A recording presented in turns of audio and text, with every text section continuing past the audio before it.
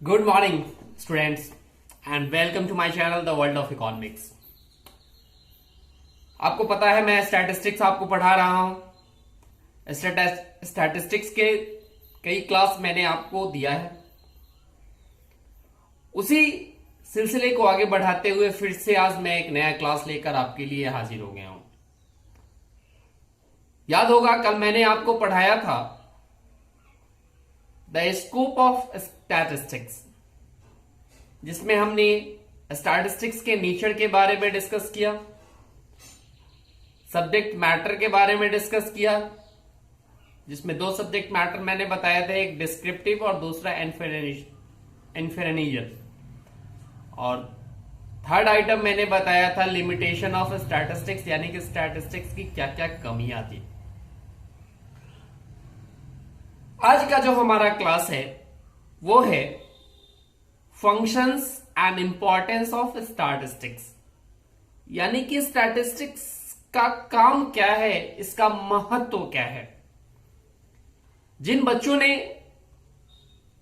इससे पहले का क्लास नहीं देखा, नहीं समझा, नहीं पढ़ा, उनसे ये रिक्वेस्ट है कि वो पहले इससे पहले का क्लास देखे, जिसका हेडिंग है स्कोप ऑफ स्टैटिस्टिक्स। हमारे यूट्यूब चैनल में से सेक्शन में वो वीडियो मिल जाएगा और तभी जाकर इस क्लास को आप वॉच करें, ठीक है। और फिर आपको जो अगर कमियां नजर आती है या जो परेशानियां होती हैं, उन परेशानियों को आप हमारे साथ शेयर करें। I will definitely help you. I am always ready for you and for your help. Okay, तो स्टार्ट करते हैं आज का हमारा अपना सेक्शन, जिसमें हम बात करेंगे functions of statistics and importance of statistics. इसे स्टार्ट करने से पहले एक अर्थशास्त्री महोदय हुआ करते थे, प्रोफेसर ट्रिपेट। उन्होंने स्टैटिस्टिक्स के इंपॉर्टेंस के बारे में सम सेंटेंसेस, सम वर्ड्स दिया। उन्होंने कहा क्या चीज कि a day might come when the Department of Economics in universities will go out of control of economic theoreticians and come under the control of statisticians workshops। कहने का मतलब एक दिन ऐसा आएगा जो इकोनॉमिक्स का जो डिपार्टमेंट है यूनिवर्सिटीज में, वहां के, ठीक है, वह इकोनॉमिक्स का डिपार्टमेंट थ्योरेटिशियंस जो theoretical point of view discuss करते हैं, थ्योरीज पे डिस्कस करते हैं, थ्योरीज बनाते हैं, उनके कंट्रोल से वह इकोनॉमिक्स क्या हो जाएगा, बाहर हो जाएगा और पहुंच जाएगा किसके पास, स्टैटिस्टिकल वर्कशॉप की तरफ। उसी तरह जिस तरह से फिजिक्स और केमिस्ट्री के जो कंट्रोल हैं वो लैबोरेटरीज में हो गए हैं, यानी कि लैब्स में चले गए हैं, ठीक है। फिजिक्स और जो केमिस्ट्री है वह लैबोरेटरी बेस्ड हो गया है, यानी कि लैब में उसका प्रॉपर एनालाइज होता है। यानी कि सिर्फ थ्योरेटिकल पॉइंट ऑफ व्यू से कुछ होने को नहीं है, उसे प्रैक्टिकली समझना होगा कि आखिर इसका इंपॉर्टेंस क्या है, ठीक है। तो सामान्य उनके शब्दों का कहने का मतलब यह था कि स्टैटिस्टिक्स सिर्फ स्टैटिस्टिक्स किताबों में नहीं, यह लाइफ लाइन होगा। यह इकोनॉमिक्स का क्या है, लाइफ लाइन है। Without statistics you can't imagine the study of economics. Simple languages में अगर देखें तो सामान्य अगर आप खुद एनालाइज कर रहे ना, बिना आंकड़ों के क्या कुछ हो सकता है, बिना डाटा के किसी भी तरह की ना पॉलिसी आप लागू कर सकते हैं, ना कोई नियम बना सकते हैं, ना कोई कार्रवाई कर सकते हैं। सपोज कीजिए कि आज आपको एवरीडे इंतजार रहता है कि आज भारत में कोरोना के कितने मामले हुए, और ये कहां से आ रहा है? डाटा है ना, data that is the part of statistics. Suppose कीजिए कि अगर ये आंकड़े नहीं आते तो फिर भारत सरकार क्या करती, या दुनिया की कोई भी सरकार क्या करती, किस तरह की तैयारी करती, कौन सा पॉलिसी फॉर्मुलेट करती? कैसे पता चला भारत सरकार को कि भारत सरकार 20 लाख करोड़ का पैकेज लेके आई? कुछ तो आंकड़े उन्होंने सेलेक्ट किए होंगे, आंकड़ों का संग्रह किया होगा, डाटा कलेक्ट किया होगा, और उस डाटा जैसे ही कलेक्ट किया, डाटा फॉर्मुलेट किया, तो स्टैटिस्टिक्स की जरूरत है। तो मेरी समझ, मेरा मानना कि ऐसा कोई क्षेत्र नहीं है जहां स्टैटिस्टिक्स नहीं है। इवन आप फिजिक्स में ले लें, केमिस्ट्री में ले लें, वहां भी आंकड़े हैं। ठीक है, हर सब्जेक्ट में स्टैटिस्टिक्स है, यानी कि अकॉर्डिंग टू, चाहे जितने भी स्टैटिस्टिशियंस हैं, इकोनॉमिस्ट्स हैं, या according to me, statistics is the life line of economics, basically life line of business, life line of government administration, life line of policy formulation. That means हम शब्दों में इसे जकड़ नहीं सकते हैं। It has broad meaning, broad area, broad covering. अब जहां देखो स्टैटिस्टिक्स है, आप मानो या ना मानो, प्रश्न ये उठता है। आप नजर से सही, अगर आपके पास नॉलेज है तो आपको नजर आएगा कि हाँ स्टैटिस्टिक्स हर जगह है। आप बताओ कहां आपको नजर नहीं आ रहा है? वहां आप देखोगे हर एक जानकारी स्टैटिस्टिक्स है, इवन आधार का आंकड़ा स्टैटिस्टिक्स है। ठीक है, कोई सहायता मिलती है वो, हाँ स्टैटिस्टिक्स है, बिना आंकड़ों के नहीं मिलेगा।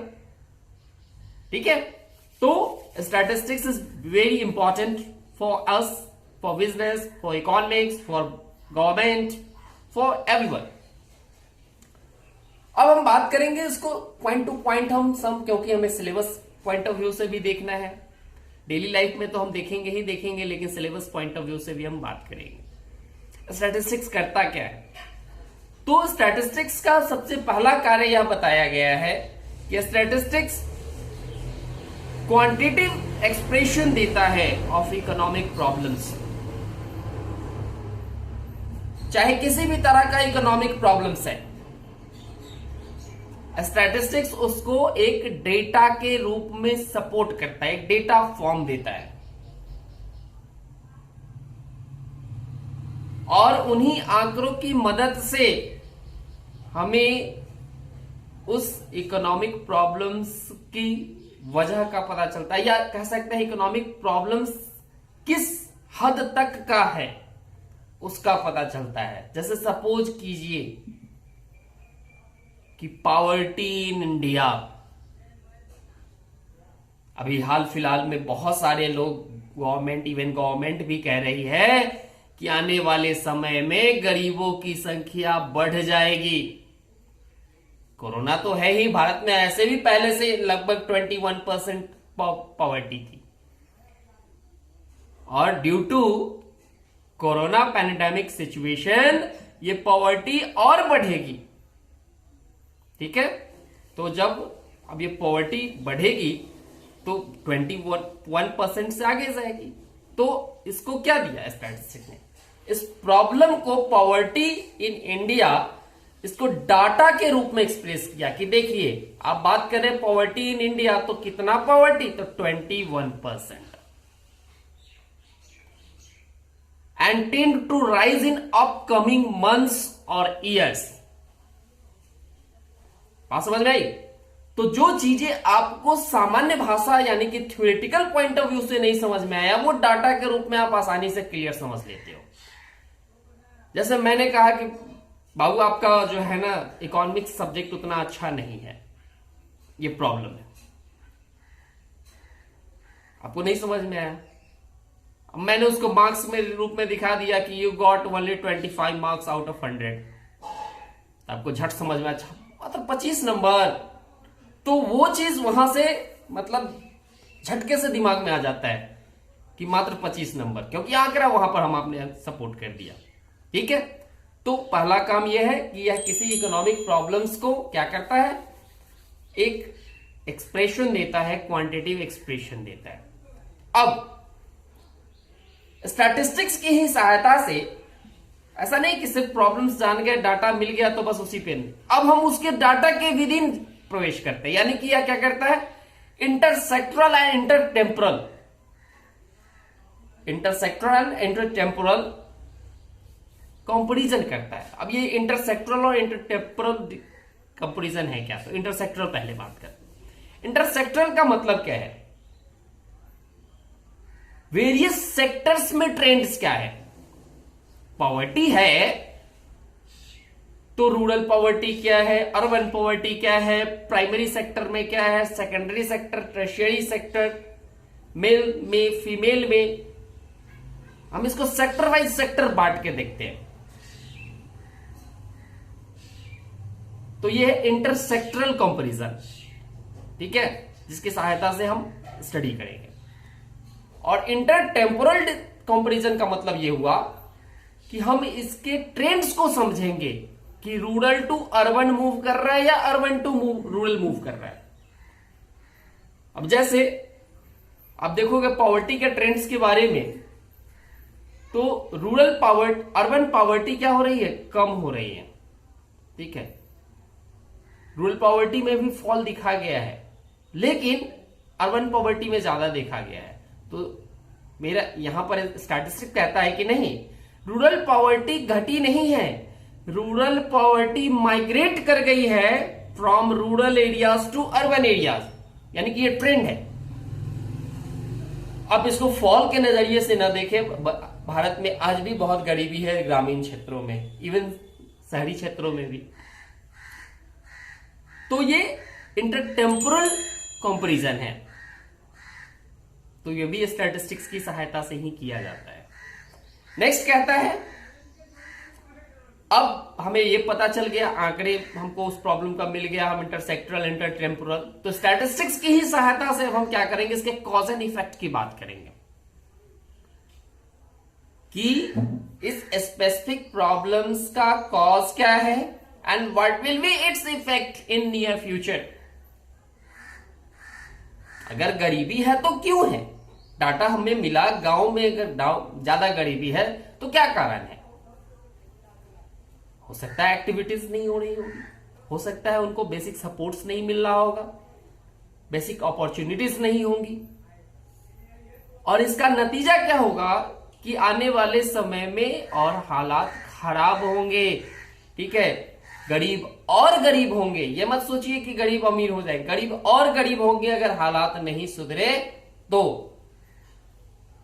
तो यहां से हम स्टैटिस्टिक्स की सहायता से हम कॉज एंड इफेक्ट की भी स्टडी करते हैं, उसका भी कारण हम पता कर सकते हैं, इफेक्ट्स स्टडी कर सकते हैं।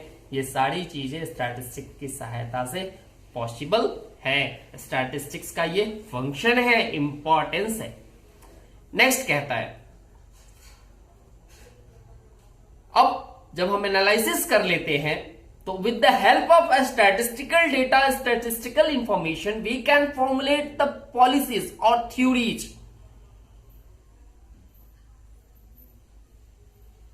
Various types of economics theories based on statistical information, like the theory of demand. Do you know what is theory of demand? Theory of demand states that there is a higher demand on lower price and lower demand on higher price. कम कीमत पे अधिक वस्तु की मांग होती है और अधिक कीमत पे कम वस्तु की मांग होती है।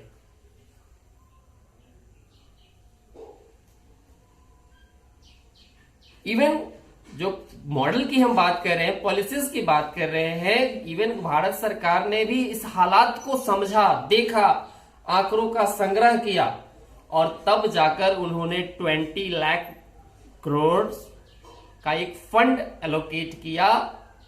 ठीक है, जिसे हाल में मोदी जी ने भी कहा है आत्म भारत, ठीक है, आत्मनिर्भरता मॉडल, उसके लिए। अब उसमें अलग अलग सेक्टर्स की स्थिति को देखते हुए अलग अलग सेक्टर्स को एलोकेट किया गया, अलग अलग सेक्टर्स के लिए पॉलिसीज बनाई गई। ठीक है, जो जो इसमें फिट आते थे ठीक है, नहीं तो उनको और अल्टरेशन कर दिया गया। जैसे एमएसएमई की परिभाषा बदल दी गई, to get a loan of 3 lakh. तो पॉलिसी और थ्योरीज, इकोनॉमिक मॉडल्स को डेवलप करने में भी स्टैटिस्टिक्स का ही हाथ है, स्टैटिस्टिक्स की ही सहायता होती है। मोदी जी तो आगे कह दिए 20 लाख करोड़, लेकिन उन्होंने क्या कहा कि नहीं, इसका प्रॉपर ब्लूप्रिंट कौन देंगी? वित्त मंत्री देंगी, निर्मला सीतारमण जी। क्यों? क्योंकि ये आंकड़ों की बात है ना, ऐसे आंकड़े थोड़ी ना डिस्कस कर दिए जाते हैं। वो एक ओवर मतलब एक हाईलाइट दिया उन्होंने कि मैं ये लेकर आ रहा हूं, और कल प्रेस कॉन्फ्रेंस में बताया भी गया। तो ये किसकी सहायता से संभव हुआ? तो स्टैटिस्टिक्स की सहायता से। तो सोचिए स्टैटिस्टिक्स कितना इंपॉर्टेंट। अब इतना नहीं, हम इकोनॉमिक डेटा के आधार पर, स्टैटिस्टिकल डेटा के आधार पर इकोनॉमिक फोरकास्टिंग कर सकते हैं। करंट सिचुएशंस को देखते हुए हम फ्यूचर के सिचुएशंस को भी डिस्क्राइब कर सकते हैं with the help of statistics. जैसे अक्सर आपने सुना होगा कि वर्ल्ड बैंक ने भारत की ग्रोथ रेट को 2% से कम मापा due to corona pandemic situation. मैंने अभी कहा कि गरीबी आगे बढ़ने वाली है करंट डाटा के अनुसार, क्योंकि गरीब ऑलरेडी पहले से बहुत ज्यादा गरीबी है और ये सिचुएशन आ गया तो गरीबी और बढ़ेगी। तो हम फोरकास्ट कर सकते हैं रिसेंट ट्रेंड्स को देखते हुए, रिसेंट डेटा को, रिसेंट सिनेरियो को रेफरेंस मानते हुए हम फ्यूचर के लिए फोरकास्ट कर सकते हैं, फ्यूचर के बारे में बता सकते हैं कि फ्यूचर वर्ल्ड में क्या होने वाला है, क्या हो सकता है। अब देखिए, हो सकता है, अब 100% आप एश्योरेंस नहीं ले सकते। जो इकोनॉमिस्ट होते हैं वो सिर्फ एक पॉसिबिलिटीज को दर्शाते हैं, 100% कोई ट्रू नहीं हो सकता है, नॉट इवन आई और यू। ठीक है, ये गॉड ही बता सकते हैं कि 100% क्या है, लेकिन प्रोबेबिलिटी बहुत स्ट्रांग होती है, उसके सफलता के चांसेस बहुत ज्यादा होते हैं अगर सही रूप से वो एनालाइज किया गया हो तो, या that is based on correct information, correct data. तो with the help of statistics you can forecast economic situations. Okay, अब जब हम फोरकास्टिंग का, जैसे डिमांड फोरकास्टिंग, कंज्यूमर के बिहेवियर को देखते हुए कंपनियां क्या कर लेती है, डिमांड को फोरकास्ट कर लेती है, अनुमान लगा लेती है कि आने वाले समय में इतना डिमांड होने जा रहा है। ठीक है, तो ये भी है। अब स्टैटिस्टिक्स की सहायता से पॉलिसीज बनाई जाती है। अब जैसे मैंने कहा कि गरीबी बढ़ने वाली है, तो पॉलिसी क्या होनी चाहिए गवर्नमेंट की, फाइनेंस सेक्शन की, फाइनेंस डिपार्टमेंट की, कि जो पुअर सेक्शन है it need to be more help than richer section. और ये कैसे होगा? तो गवर्नमेंट के पास बहुत सारे टूल्स है, like taxation and subsidies policy. वो क्या करेगी, एक टैक्स स्लैब अलग बनाएगी जिसमें गरीबों पर उसका कम भार पड़े और अमीरों पर उसका अधिक भार पड़े। तो ये डिपेंड्स ऑन द स्टैटिस्टिक्स, ये टैक्स स्लैब्स बदला जाएगा, सब्सिडी कितनी दी जाए, कहां दी जाए, किसे दी जाए, किस हालात में दी जाए, this all are based on statistics. ठीक है, तो ये भी कह सकते हैं स्टैटिस्टिक्स की सहायता से हम इकोनॉमी के बैलेंस सिचुएशन को भी डिराइव कर सकते हैं। Balance situation, that is called the equilibrium level of economy. Equilibrium level of economy means where the consumer demand equals to producer supply,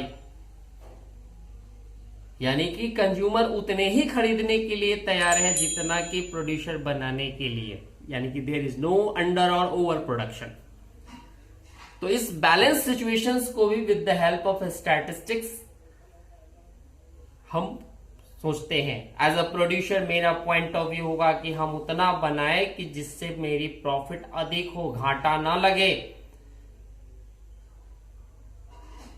ना तो अगर कम बनाते हैं फिर भी लॉस है, ज्यादा अगर बना लिए बहुत ज्यादा फिर भी लॉस है अगर खरीदारी नहीं हुई तो।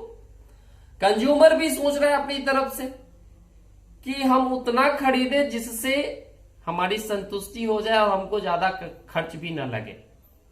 तो ये जो बैलेंसिंग सिचुएशन है, इक्विलिब्रियम स्टेज है, it is also determined with the help of statistics. Understand? तो आप इसे फंक्शंस ऑफ इंपॉर्टेंस के रूप में, फंक्शंस और इंपॉर्टेंस के रूप में देख सकते हैं। ये मैं कुछ लिमिटेड चीजें बता रहा हूं, ऐसा नहीं कि इतना मैंने बताया यही काफी है। अगर आपके पॉइंट ऑफ व्यू से और समझ में आए और आपको लगता है तो और भी हो सकते हैं। बिजनेस में आप देखो स्टैटिस्टिक्स का रोल। आप अकाउंट्स के स्टूडेंट है, कॉमर्स पढ़ते हैं, आपको ऑडिटिंग टर्म जानना चाहिए या जानते भी होंगे। ऑडिटिंग जो किया जाता है वो भी सम डेटा के आधार पर किया जाता है। पूरे साल का जो डेटा होता है उसको गैदर करता है चार्टर्ड अकाउंटेंट और उसके आधार पर वो ऑडिटिंग करता है आपके अकाउंट्स का।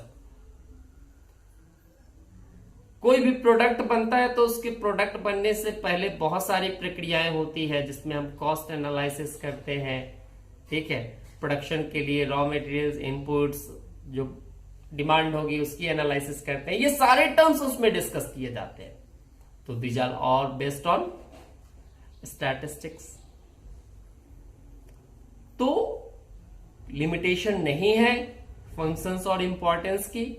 आपको जितना समझ में आए, जितना उस पर एक्सप्लोर करना है आप करो। ठीक है, मैं आपको इस वीक के लिए ये प्रोजेक्ट भी दे रहा हूं कि आपको इंपॉर्टेंस ऑफ स्टैटिस्टिक्स पे आपको एक प्रोजेक्ट बनाना है। होम असाइनमेंट आपको रहेगा, ये आपको मंडे तक सबमिट करना है। ठीक है, आप बनाओ, देखो, पता करो कि कहां कहां स्टैटिस्टिक्स आपको नजर आ रहा है। ओके, तो बस आज इतना ही रहने देते हैं। आप बहुत बढ़िया से इसको देखेंगे। कोई कठिनाई होगी तो आप हमसे पूछेंगे। हम तो अपनी तरफ से पूरी कोशिश करते हैं कि आपको कठिनाई ना हो। अगर फिर भी होती है तो फिर कोई बात नहीं, हम हैं, इतना जान लीजिए, हम हैं ना आपके लिए। चलिए, बस इतना ही। तब तक के लिए आप घर पे रहे, सुरक्षित रहे, take care and bye. As well as आप अपने परिवारजनों का भी ख्याल जरूर रखें। अपना ख्याल रखें, साथ साथ परिवार, समाज, सबका ख्याल रखें। ठीक है, ये समस्या बड़ी गंभीर है। ओके।